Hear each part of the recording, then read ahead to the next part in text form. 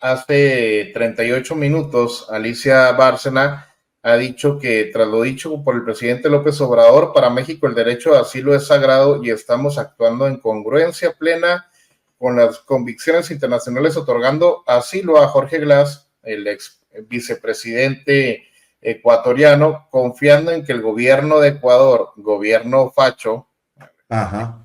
al que le llamó gobierno facho el presidente López Obrador en la mañanera del día de hoy, disponga del salvoconducto cuanto antes. Vamos a entrarle a este tema porque pues el presidente López Obrador tiene que luchar contra los conservadorzuelos y los fachos nacionales, pero también contra los internacionales que expulsaron a nuestra embajadora en Ecuador.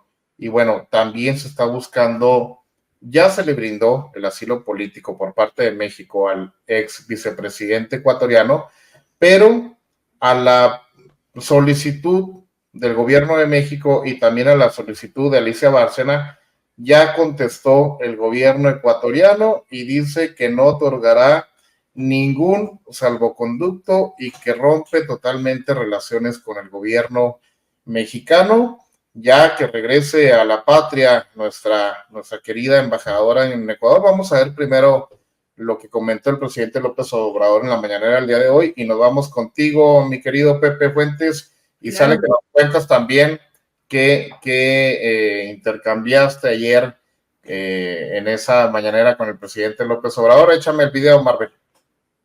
No vamos a romper relaciones ni vamos a hacer lo mismo con el embajador de Ecuador.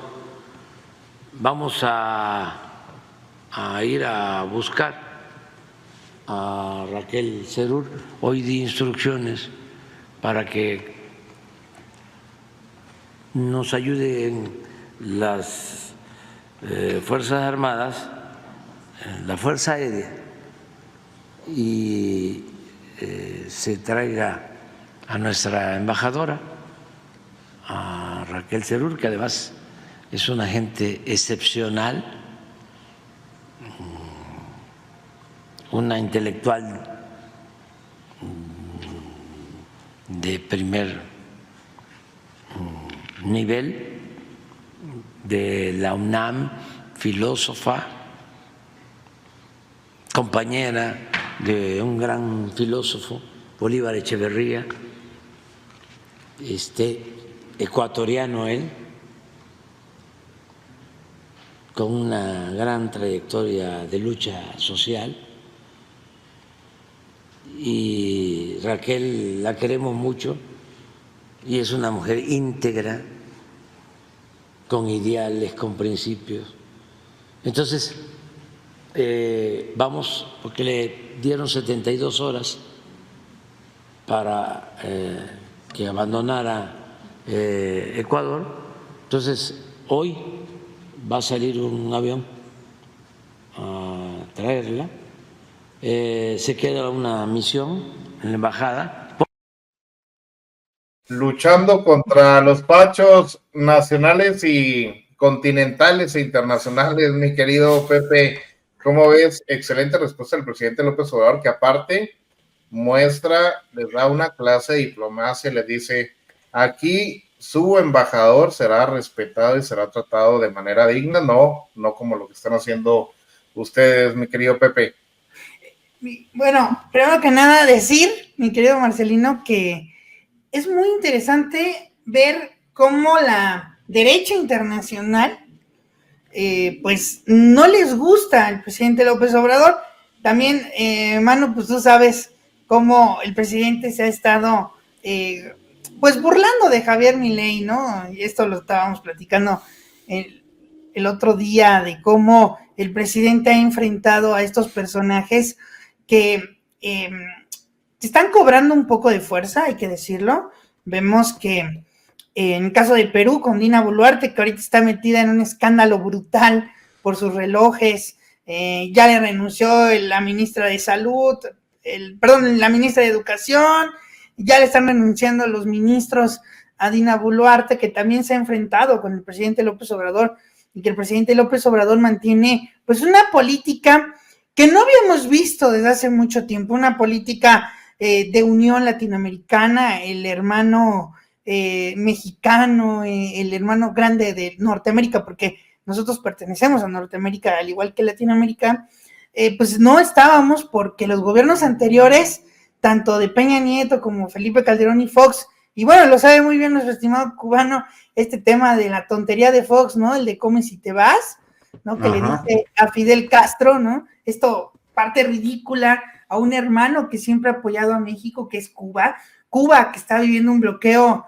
terminal, un bloqueo que acaba con los derechos humanos, con las libertades, etcétera, y vemos cómo los gobiernos anteriores tenían una postura pues muy tonta con respecto a América Latina, no volteaban a ver a América Latina, y se desperdició la primera marea rosa de gobiernos progresistas, cuando llega Lula, cuando llega Néstor Kirchner, luego Cristina Fernández de Kirchner, vemos Rafael Correa con la Revolución Ciudadana, pues vemos que se desperdicia, pero el presidente López Obrador inaugura la segunda marea rosa. Realmente cuando él llega, la mayoría de los presidentes en América Latina eran conservadores. Brasil acaba de ganar Jair Bolsonaro, vemos que en Colombia gana Iván Duque, vemos en otros países que Sebastián Piñera sigue en Chile, etcétera. Vemos que los gobiernos neoliberales estaban en América Latina hasta que llega el presidente López Obrador y empieza a ver el efecto dominó de los gobiernos progresistas de nuevo. Alberto Fernández, que bueno, que Alberto no está en izquierda, pero si quieren después hablamos de eso. Llega Alberto Fernández, llegan los Kirchner otra vez, con Cristina como vicepresidenta, y Gabriel Boric, Pedro Castillo, etcétera. Y vemos que la parte de Ecuador es muy interesante, no solamente verlo por la parte política de México, sino también a verlo a nivel regional. Y lo que estábamos hablando hace rato, del tema de que se debe dar el plan C y todo eso, creo que debemos de aprender mucho, al igual que ellos también deben de aprender mucho de nosotros, de América Latina. Ecuador sufrió un proceso de traiciones por tener personajes que traicionaron. Este tema, hasta donde llegamos con la muerte de Fernando Villavicencio, con la llegada de Noboa, de Guillermo Lasso, se debe a que se traicionó un proyecto de nación. Hay que recordar que Rafael Correa llega en 2007 con la Revolución Ciudadana, un proyecto de cambio en el Ecuador después de gobiernos neoliberales, después de que traicionaron. Que se descuidó no tanto al gobierno de Rafael Correa, sino al movimiento que lo hizo llegar. Exacto, pero también se descuidó el gobierno, ¿eh?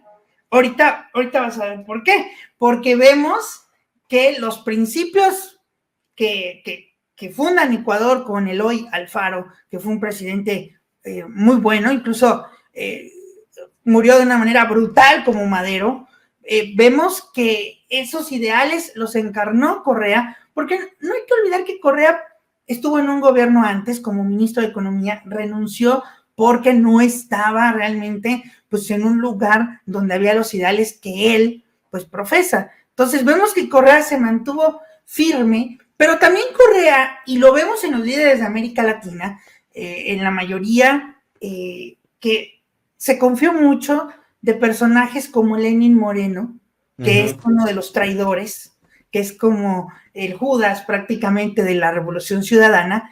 El gobierno sí se empezó a descuidar también, igual el movimiento, porque el tema de la formación política, se descuidaron las bases también, eso es importante, la comunicación con la gente, pero el gobierno de Correa se fue con buenos resultados, y aquí es un tema de la transición y el tema de más bien de la sucesión presidencial. Todos pensaban que iba a ser Jorge Glass el que iba a continuar con Correa, pero no, decidieron a Lenín Moreno. ¿Tenía un respaldo en el partido? Sí lo tenía.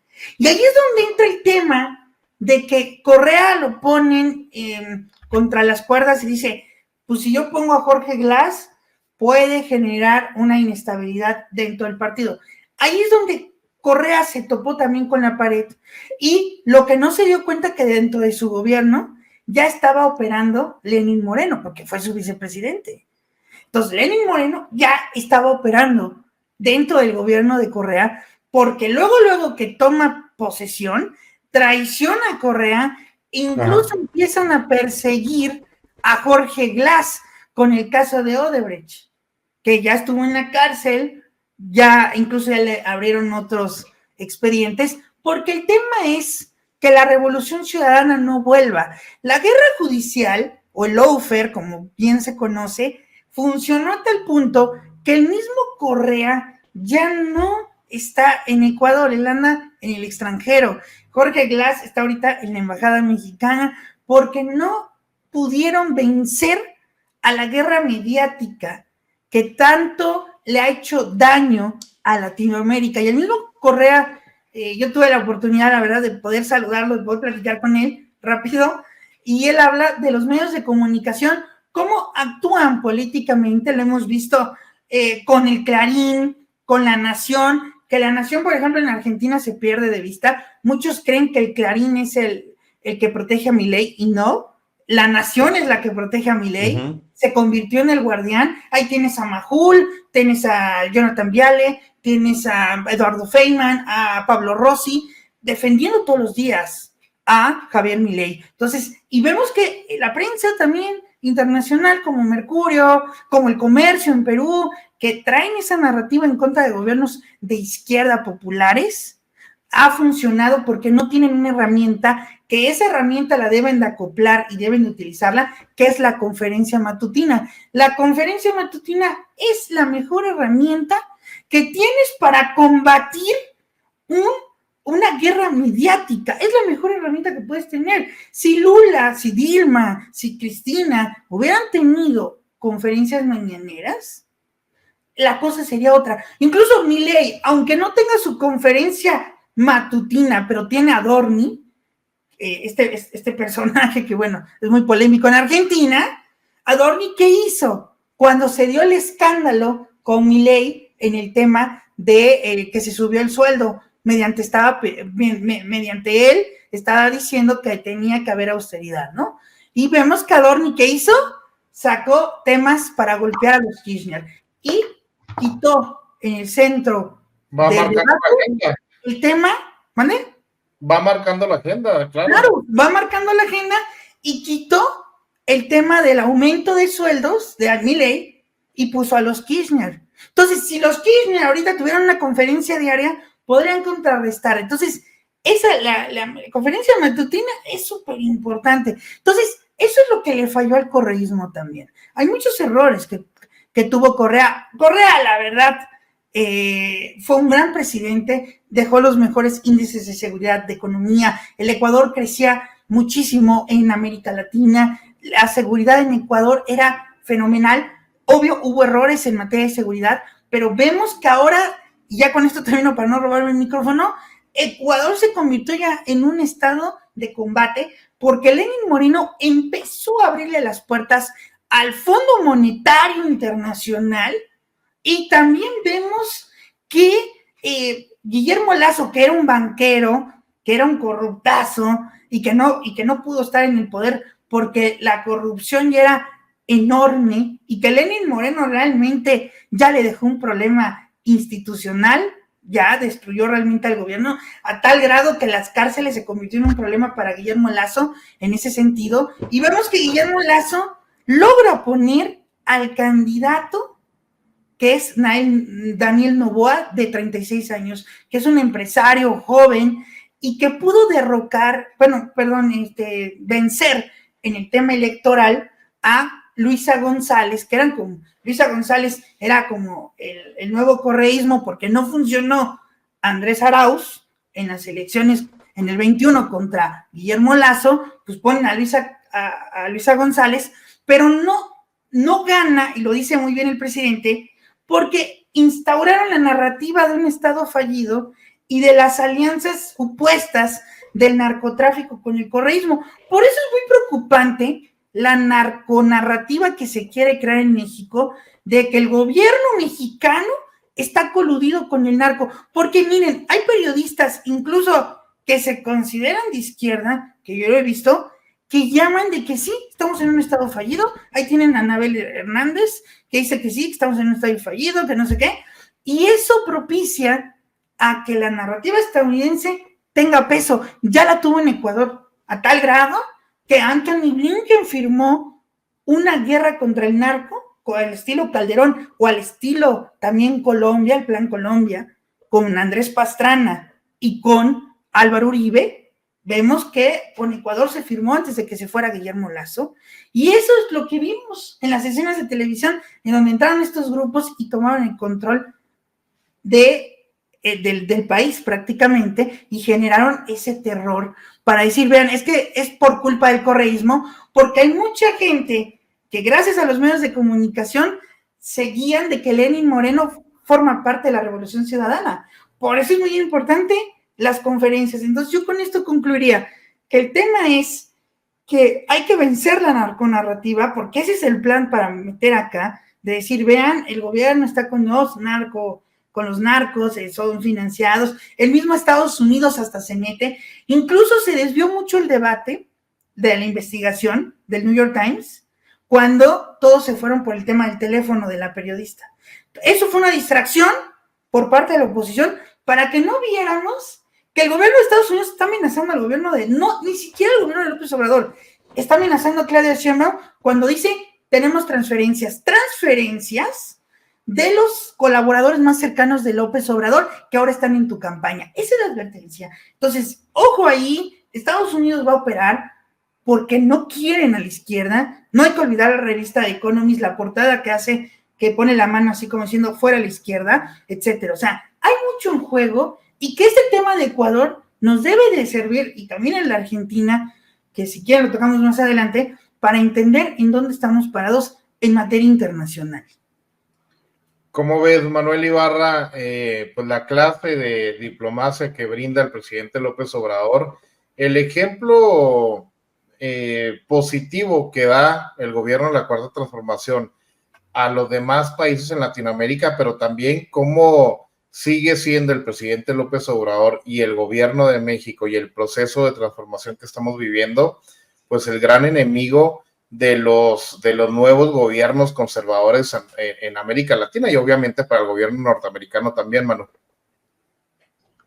Sí, escoge sus batallas el presidente. Si te das cuenta, no toma una posición muy neutral dentro de lo que cabe con el tema de Palestina, ¿no? O sea, es una batalla más importante. Estos gobiernitos de Ecuador son morrayas, esos gobiernos. La verdad, son morrayas. Se sigue garantizando el asilo a los perseguidos políticos, lo cual me parece maravilloso. Si expulsan a nuestra embajadora, pues no pasa nada. Si rompemos relaciones con Ecuador, con el gobierno de la derecha, no pasa absolutamente nada.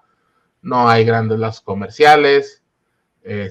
Siempre habrá una cercanía cultural, pero no es nada extraordinario. No es nuestro principal, ni segundo, ni tercero, ni cuarto, ni quinto socio comercial. Entonces, pues es congruente, ¿no? Es congruente a lo que ha hecho. Se le dio el auxilio a Evo Morales, se intentó sacar de Perú al profe Pedro Castillo, y pues ahorita se sigue con esa tradición, pero sí noto, o sea, sí he notado en este sexenio que escoge mucho sus batallas, ¿no? El presidente. O sea, ahorita yo creo que sería prioridad otro tipo de reacción respecto al genocidio en Palestina, pero pues digo, no sé, se tiene la esperanza de que, no sé si es esperanza o negociación, que yo no creo que la vayan a cumplir los sionistas, de extraditar a Roemer y sobre todo a Cerón, que es el principal todavía culpable que anda libre del tema Ayotzinapa. Yo creo que es una pérdida de tiempo. Yo creo que ya se deberían romper relaciones o hacer algo en ese tema.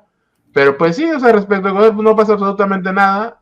Con la derecha los tiene cada vez más hundidos, así como está con este contexto geopolítico que nos dio Pepe, como cada vez está más hundido Argentina. Les acaban de clavar una base militar gringa en el sur de Argentina, en Tierra del Fuego. Quieren controlar el estrecho. Y ahorita sí, lo que coincido con Pepe es que ahorita quieren hacer una limpia de gobiernos de izquierda, según ellos, según los gringos en América Latina, porque la tendencia, aparte de la multipolaridad, es el aislamiento de Estados Unidos, el aislamiento global. Y aquí es muy peligroso que México esté al lado perdedor, ¿eh? Porque el lado perdedor es Estados Unidos y Europa, no van a ganar, no pueden y no van a ganar este conflicto. Entonces ahorita lo que quieren es apoderarse de lo que es América Latina. Mi consideración es algo que he visto en algunos escenarios, yo creo que Pepe lo salió también, es que van a tener un margen de operación como hasta 2030, van a tratar de hacer los golpes de Estado de todo lo posible en los próximos 5 o 6 años, y hasta ahí va a llegar el poderío de Estados Unidos, porque pues van a empezar con crisis económicas, conflictos internos, posible balcanización. Entonces, pues ahorita es cuando tenemos que aguantar los golpes, ¿no? Los últimos embates del imperio, porque se vienen cosas fuertes y pues ahorita es cuando se van a tener que cerrar filas y ver qué hacemos, como dice Pepe, el tema de la mañanera, qué vamos a hacer para aguantar los próximos 6 años, ¿no? Porque yo lo que digo es que desde el día 1 va a estar el asedio contra el gobierno de Claudia, y Claudia no es el presidente y no tiene el carisma ni la capacidad de desviar atención con las mañaneras, ¿no? De sentar agenda. Entonces, pues, importante eso, y pues importante seguir con esa línea soberana, ¿no? En cuanto a las relaciones exteriores, Marcelino. Importante el proceso de concientización de la gente, del pueblo Cuba, importante el fortalecimiento del movimiento, como bien lo dice Manu, ahora con la salida del presidente López Obrador, porque tendremos que reforzar bastante la figura de nuestra próxima presidenta, bastante lo que representa el movimiento, para no mostrar ninguna debilidad frente al gobierno norteamericano y frente a los gobiernos cada vez más bizarros que se presentan en América Latina, con gobiernos muy jodidos intelectualmente, conservadores, pero ya no son los gobiernos de derecha que veíamos hace 10, 15, 20 años Cuba en América Latina. Pues bueno, y también hay que sumarle a eso el muy posible regreso de Donald Trump al gobierno norteamericano. Cuba, ¿cómo ve? Cerramos con usted, ya échese las trasnochadas que traiga ahí guardadas en el corazón. Mira, y sí me voy a echar una trasnochada porque dice Adri Rocha, hasta que no cambie la política en Estados Unidos, dudo mucho que el planeta viva tranquilo. Pues es que la política de Estados Unidos no va a cambiar, se la vamos a cambiar nosotros. Tenemos que ya cambiársela, y es lo que está pasando en el mundo entero con esta guerra en Ucrania, con este genocidio en Israel, porque está provocando Israel en Palestina, perdón, con esta que Israel quiere, Estados Unidos querer negociar con los hutíes ahora porque le están dando cachetadas con todo el tamaño, con este aumento de las hostilidades ahora con la posible entrada de Irán. Entonces, todo esto va a hacer que estos miserables yanquis, que este imperio del que el Che dijo que no había que confiar ni tantito así, cambien su política o por fin caiga como caen todos los imperios. En América Latina hemos visto lo que le pasó a la golpista que le dio el golpe a Evo Morales, está en la cárcel. Ahora la del Perú está a punto de caer en la cárcel. Vamos a ver a Milei también en la cárcel. Vamos a ver a estos miserables de Ecuador, porque acuérdense que este cabrón que andaba en silla de ruedas, ¿cuántos muertos provocó con la pandemia, con la gente muriendo en la calle, los ataúdes en la calle con la gente? Hay que acordarse de todo lo que provocaron estos miserables. Pero vuelve a pasar lo mismo. Vuelve a pasar lo mismo, y es en lo que hay una cierta diferencia con México. En Argentina gana la derecha porque la izquierda valió madre. ¿Sí? Porque este Fernández de verdad fue un flemático, un tipo de muy pocos bien puestos, y no prepararon a la gente. Y simplemente en ciertos momentos hasta se viró contra la izquierda. ¿Sí me explico? Eso fue lo que pasó. Y lo mismo pasó, no prepararon a la gente políticamente. Lo mismo pasó en Ecuador. No se crearon las bases de un movimiento fuerte. Por eso aquí en México hay una cierta diferencia, con ciertos peligros, ¿sí? Porque yo veo ciertos peligros cuando metemos, como dijo Pepe, a elementos dentro de Morena que sabemos que en un momento determinado nos pueden traicionar. Como Javier Corral, su paisano. Así es, como Javier Corral, de aquí de tu tierra, güey. Pero, ¿qué es lo importante? Lo importante no es Morena, ¿eh? Y siempre lo voy a decir. Lo importante es el movimiento. ¿Sí me explico? El movimiento, la cuarta transformación. Por ahí eso es lo que tenemos que defender. Morena mañana puede dejar de existir porque se puede corromper, porque se puede volver lo que se volvió el PRD. Pero si mantenemos el movimiento, si mantenemos la 4T, si mantenemos los ideales, el humanismo mexicano, ese ejemplo del presidente, no nos van a romper. Por eso no ha pegado tanto ese discurso de narcogobierno aquí. La gente aquí no se la cree. ¿Sí me explico? Porque el presidente con la mañanera fue una escuela de preparación política, que es lo que le ha faltado a Morena al crear cuadros. Y después de un momento determinado, con el perdón, los que no estén de acuerdo conmigo, sale el Citlali y decir, metimos gente del PAN porque no tenemos cuadros. Ah, cabrón, como chingos que no. Claudia también dijo que los cuadros no ganaban elecciones, lo cual fue un error. No. Pues, es un error garrafal porque están subestimando a las bases. Y a la gente. Y el cubano, perdón que los interrumpa, pero el cubano dio ahorita en el clavo cuando menciona que estos gobiernos, tanto de Alberto como el de Ecuador con Correa, permitieron a los chapulines. O sea, permitieron a los chapulines como Sergio Massa, que era el candidato antikirchnerista, por cierto, que odiaba a Cristina en 2015 y que ahora iba a representar el kirchnerismo. Eso no debemos de llegar. Pensé que ibas a decir como Sergio Mayer. La misma madre. Ese es otro. Ese es otro.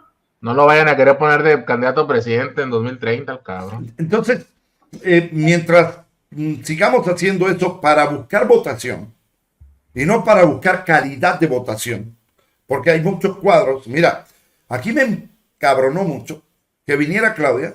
¿Y quién la recibió? Corral.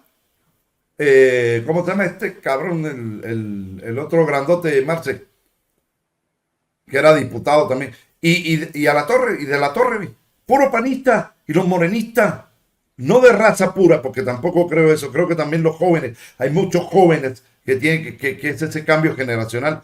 ¿Y los morenistas dónde están? ¿Dónde los dejaron? Eso encabrona. Eso de verdad molesta. Porque son la gente que han luchado por este movimiento desde antes. Y Marce lo sabe muy bien. Desde el 2006, antes del 2006, Marce. Cuando íbamos por la calle, nos gritaba que si íbamos con Andrés Manuel. Y mucha gente se ofendía. Y mucha gente te dejaba hablar porque tú eras de Andrés Manuel. Porque tú eras peje lagarto. ¿Sí me explico? Mucha gente de esas las dejaron fuera. Y son chingaderas. Esos son chingaderas. Por meter a correr. Que ahora, lo único que me gustó es que lo van a poner a chingarse a Maru. Eso es lo único que me gustó. A ver, aquí, porque si la va a agarrar personal. Aquí le preguntamos a la audiencia. Yo creo que hubiera sido 1000 veces mejor, más confiable y sobre todo comprometido con la gente que el cubano hubiera sido senador. No puedo. En el lugar que le dieron a Corral, hombre. No puedo por haber nacido fuera de México, pero no pasa nada. Corral nació en Estados Unidos. Creo que lo único que no puedes es ser presidente cubano. Bueno, mira, yo siempre he tenido una frase. Para ser buen soldado no hay que ser general. Siempre lo he pensado. Yo creo que hay que estar en la pelea, luchar contra la injusticia, como decía el Che. El Che decía en la carta de despedida a sus hijos, siempre se la repito porque para mí es lo que me guía.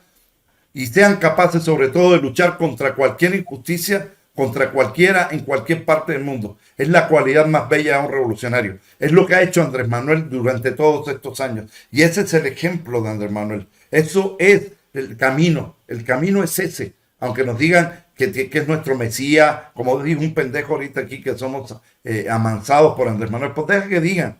Ellos no tienen quien los amance. Al menos nosotros tenemos a alguien que nos pasa la mano por la cabeza y nos ayuda y nos ve como pueblo, y nos ve como gente, y nos ve como ser humano, no como números, no como creadores de riqueza. Y eso es lo más importante. El humanismo del presidente y el humanismo mexicano, que es una creación del presidente, que conste. Es una creación del presidente de México que hoy tiene los niveles más altos de aprobación, no tanto aquí, solamente aquí en México, sino en el mundo. Entonces, cuidemos del movimiento, evitemos estos chapulines, evitemos los caballos de Troya dentro del movimiento y estar muy vigilantes de que estos cabrones no se quieran brincar las trancas.